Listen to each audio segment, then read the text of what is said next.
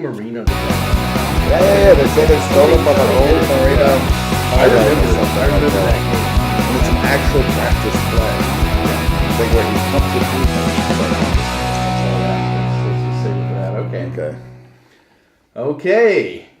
Here we are for another of our weekly editions of Touchdown, coming at you live from Schwadorf, Austria.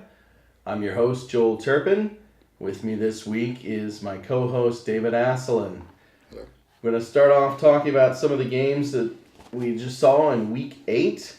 And let's get the ball started right away with Detroit 31, Dallas 30. Yes, Dallas always can't seem to win the close one, no matter who they're playing. But Detroit played a very good game at their home turf. I thought there was a very interesting play towards the end of the game where they called for spiking to stop the clock, and Stratford lunged in for 1 yard, which I found a very interesting play. I think he stole it from an old Marino highlight. Yeah, I do remember that back in the day, a long time ago.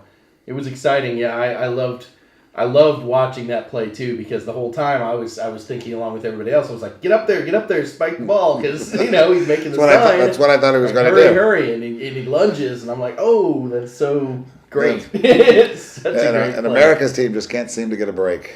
I mean, there was a good Romo. The Cowboys had a good game, but they just cannot seem to get a break.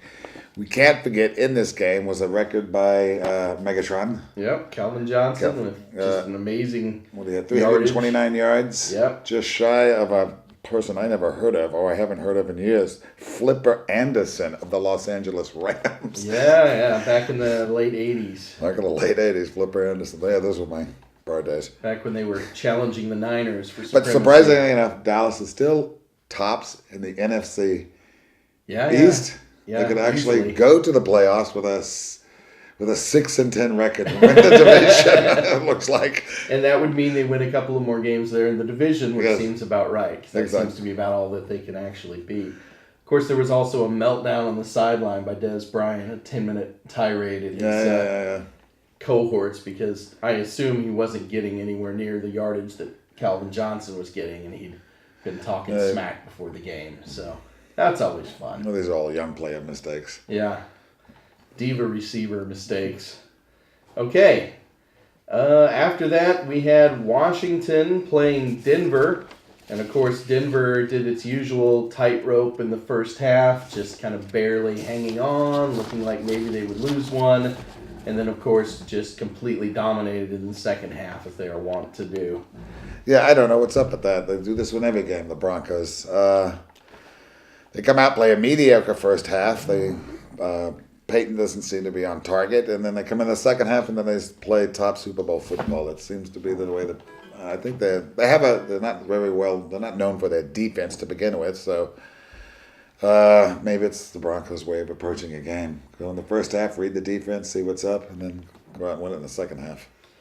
Yeah, there's not a whole lot to say about this game other than it looked like Washington maybe had you never really believed it, but it looked like maybe they had a good plan, at least, for playing the Broncos, but then ultimately just didn't have the players to pull it off. I mean, they got after Manning early, and they... Yeah, Manning looked a kept little it bit like close. Eli early because we had interceptions in the game. But, maybe some team that actually has the horses, Kansas City, can take some of these ideas and turn it into a win, at least, when they're in Arrowhead. We'll see. We'll see as the second half rolls in. That's a ways away. Okay.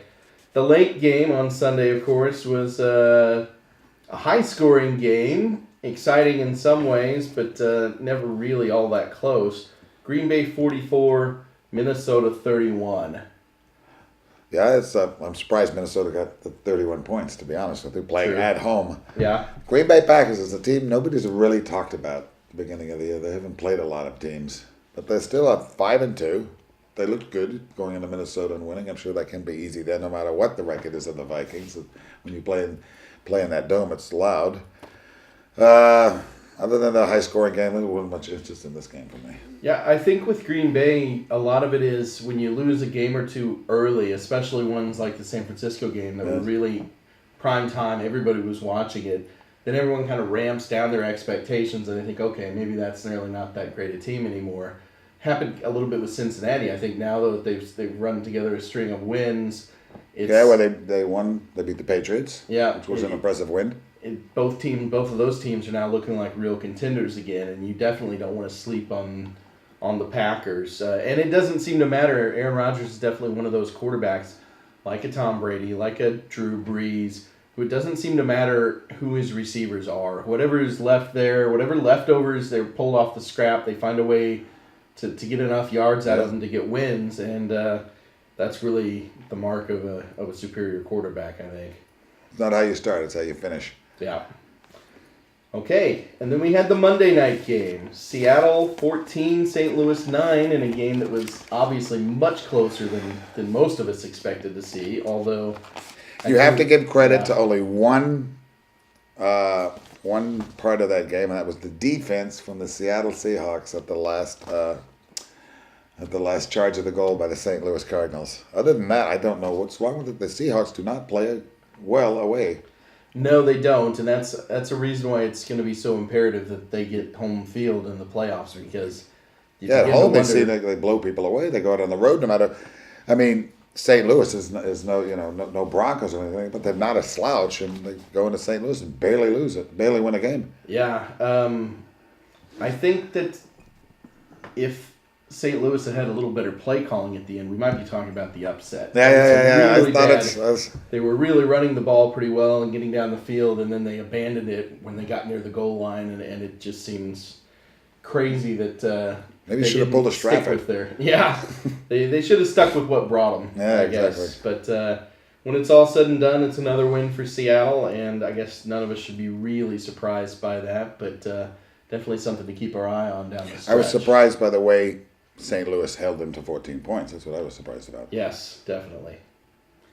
Okay, well, that's going to wrap up our quick hit first half of the show. We'll be right back after this and talk about the upcoming games for next weekend.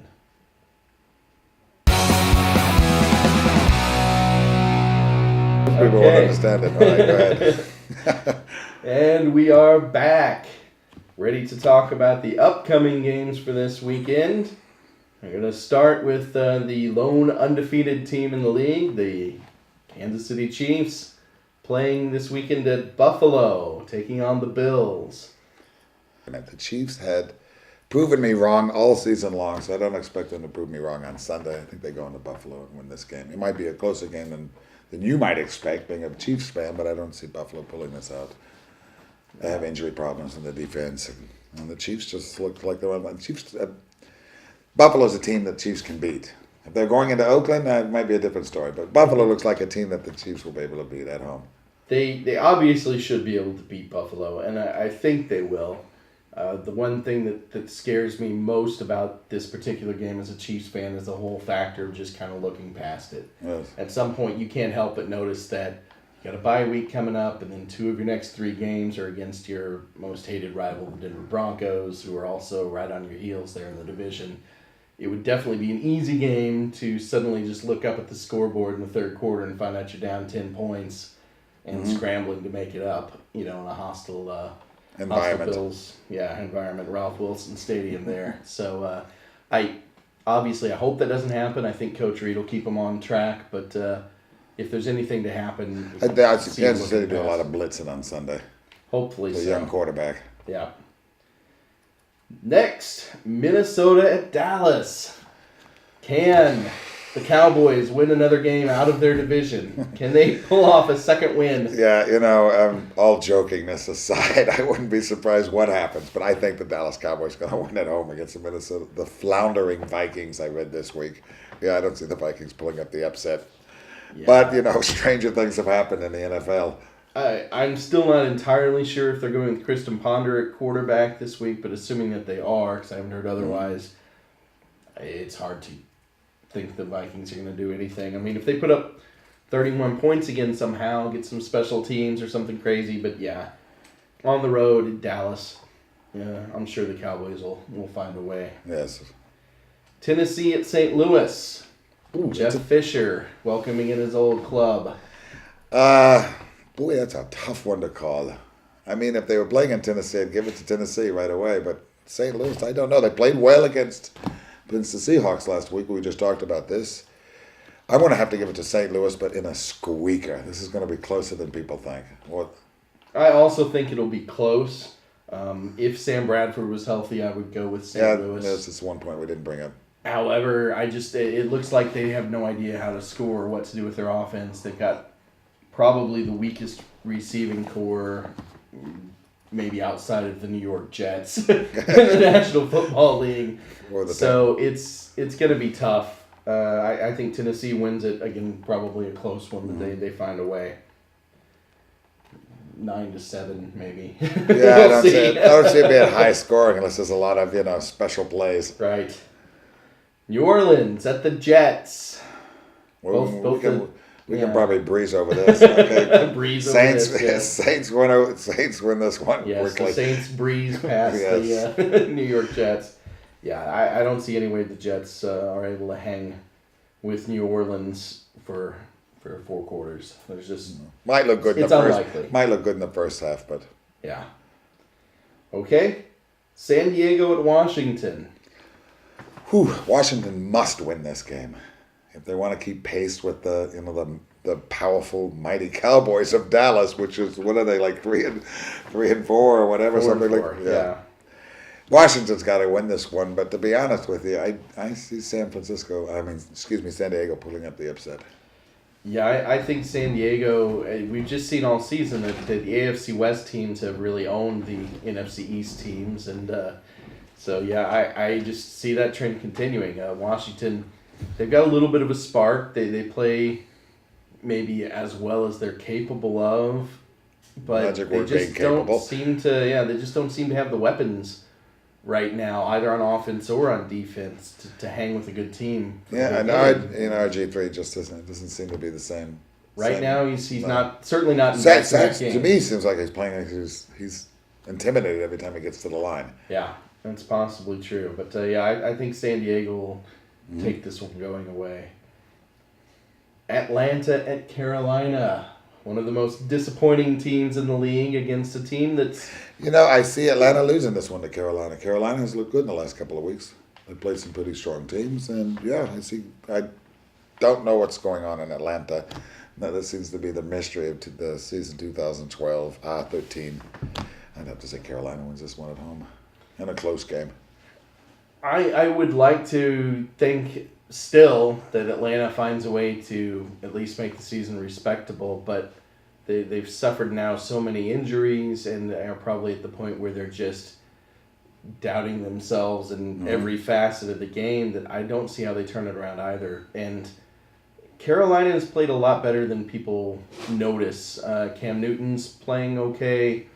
But they have a good defense. They have a the very running good game defense. is good, and yes, the defense is Carolina's very solid. Is similar to like a Ravens team. They're known for their defense, not necessarily their offense. And that's true. Really, this season their defense has kept them in games, and really, they're on the fringe of the playoff hunt in the NFC, which is a surprise for most of us, I guess.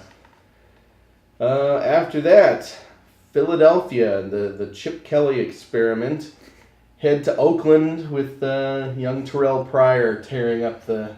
At the beginning of the season, you and our distinguished colleague Martin was so gung-ho about the Chip Kelly experience, and I said at the beginning, in the NFL, this is not college football, and these guys take hits in the NFL, and after a while it takes its toll on this system, and I just don't see this Chip Kelly experience. It hasn't seemed to be working out too well at the moment. I don't see them pulling this one off. I'm not ready to give up on it long term, but I don't think they're going to do anything with it this year. But I like Oakland in this game. Yeah, I think with regards to Chip Kelly, I think we're seeing now that the team that Andy Reid had last year really was a 3-4 win team, and it wasn't necessarily just the coaching. But at this point, they didn't have much more talent than that. A lot of the talent they had was longer in the tooth than anyone was willing to admit. They've got some good key players. Shady's nice, and the Deshaun Jackson still. But credit to Oakland, they played some good football in the last couple of weeks. They have, and they've got something to prove. They want to keep in the run in the division. They can't get too far ahead in that division because it's pretty close, and I see Oakland pulling this one off easily at home. I think they will too, and I think probably, another nice day from Terrell Pryor makes all the difference there. Mm-hmm. Tampa Bay at Seattle. Tampa Bay is getting close to me to the point where we can just do with them as we do with Jacksonville most weeks. And surprisingly enough, Tampa Bay is one of my I thought Tampa Bay would do better than most people expected this year. They turned out to be a big disappointment. Seattle. Yeah. Next game. Seattle. Baltimore at Cleveland. Playing in Cleveland. It's Baltimore. It just depends which Baltimore Raven team's going to show up this week. Yeah. I would have to pick this in a very close one and give it to the Ravens. It's a very tough division to call this year. None of the teams outside of Cincinnati. Maybe. Outside of Cincinnati, who's obviously come on of late after their first 2 games, but the other teams, it's like the NFC East almost. They just don't. Almost up for grabs. Yeah, they don't want to seem to want to win. They're playing down to the competition, or maybe they're just playing at the level they can do. It's hard to say, but Flacco looks nothing like the MVP of the Super Bowl. Got a contract. He's good for the next 3 years. He's got a contract. He's got the money. I'm going to go with Cleveland in an upset, but really it's hard to say that they're really going to earn it per se. It might just be Baltimore fumbling away. Or maybe Baltimore realizes that they should go back to being a run-first team and they actually end up winning a game. Then give up on Flacco's arm and judgment. Pittsburgh at New England. In most years, that's a premier NFL AFC matchup. Pittsburgh is probably, along with the Texans, probably the most disappointing team so far this year. AFC, yeah. Brady always finds a way to win. They're playing in Foxborough. Dobson has seemed to pick it up a notch in the last couple of games. Gronk is back, as we know.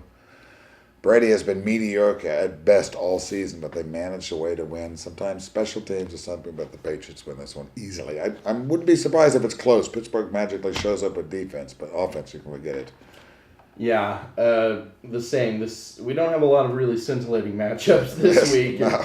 This is another I think it's probably one. because of the World Series. Maybe people are too focused. That must be it. I agree.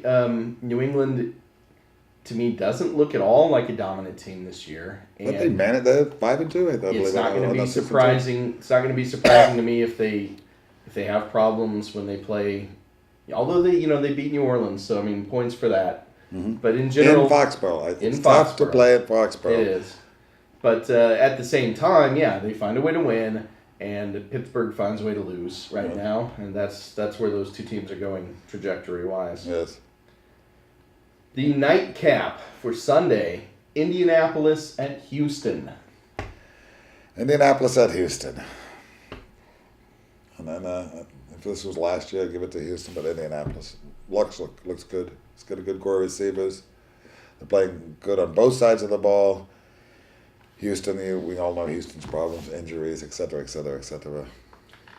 I think if Foster was healthy, I might call for the upset here. Okay. I like what I saw. And might. Yes. Well, I like what I saw when Houston played in Kansas City. Obviously, I didn't like it as a Chiefs fan, but as a football fan, I liked the way that the team rallied around the young quarterback, Case Keenum or whatever his name is, and they stretched the field a little bit. Mm-hmm. They hit with the ground game, and had they not had their top 2 backs injured, they really might have won in Arrowhead.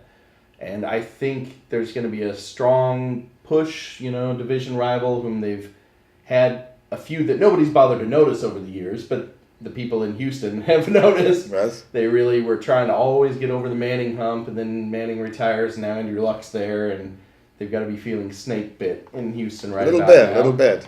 But still, I'm going to go with the Colts, but it's not going to surprise me if the Texans pull off an upset here. I would be surprised, but... Again, if Foster and or Tate is healthy enough to put on a good show in the ground game, which is not known at this point in time. So, we'll see. Chicago at Green Bay, the Monday night matchup, wrapping up the weekend, and actually one of the better matchups of the week. Yes, probably the only matchup this week. Just about. Chicago at Green Bay. Always, they go back, 157 billion years? These two teams playing arch rivals against each other across the lake, I think it is. Dinosaurs roamed the earth, wearing Packers jerseys. And, so these are one of these classic football games that everyone likes to watch. And being on Monday nights, probably going to be the most watched game so far this season. It's going to be Green Bay. I talked about at the beginning, this quiet Aaron Rodgers and the very quiet Packers team, which nobody has seemed to be talking about. Yeah. We brought it up because of their tough loss at the beginning of the year against San Francisco, and the Green Bay has just come back and just won the games they've had to win, and this is a test this week, obviously. It might really just come down to which team leaves the field unscathed. Has the fewer people carried off on stretchers. Beat each other up a lot, yeah. They do, and they're both really thin right now, I think. I mean, obviously, Chicago playing without Jay Cutler has suffered a serious blow to their playoff hopes right there. And Green Bay, they've got Aaron Rodgers, but he's having to figure out who to throw it to on a weekly basis. And every week you hear a name and you're surprised. Who's this guy exactly? And good for the fantasy league players out there. It is. It's good for the fantasy players. I mean, everybody knows Jordan Nelson, I guess, is still around. But I think he's his only sure set of hands he's got. But they won with him last week, according to... Yep. They found a way, and they probably will again. Speaking of, we've got a few extra minutes here. We'd like to just kind of talk a little bit about injuries and how they're affecting the league this season. There does, to me, seem to be a serious uptick in at least big-name injuries this year. They're just... major guys are going down for the season. Yes, you got Wilford for the Patriots, All-Pro. Number one that's stopping the run in the game. Houston's got just a list of people, one right after another. Quarterbacks seem to be targeted a lot this year. Lots of quarterbacks. I mean, down for the year. And not only that, but so many teams are not only losing their first quarterback, but their second string quarterback as well. I mean, the Bills, case in point, started out the season, the preseason with like Kevin Cobb and E.J. Manuel, and now they're down to their fourth string guy. And I'm surprised Tim Tebow hasn't been picked up yet. I'm not. Nobody's down to their sixth string quarterback yet. Maybe Jacksonville. Maybe St. Louis, Chicago. I mean, teams who really have their seasons derailed by being thin at quarterback and having their one guy go down. Philadelphia obviously has had their momentum changed several times. Also on the receiving core, there's a lot of top receivers down. Yep. When you have a good quarterback but he doesn't have any top receivers to show to, it's like losing your quarterback but having good receivers. It's just the other way around. Yeah. We saw this. We saw this with Luck. Mm-hmm. We're seeing this with Aaron Rodgers, what we just mentioned. We don't need to talk about the problems Tom Brady has had this year with receivers and not having his original lineup.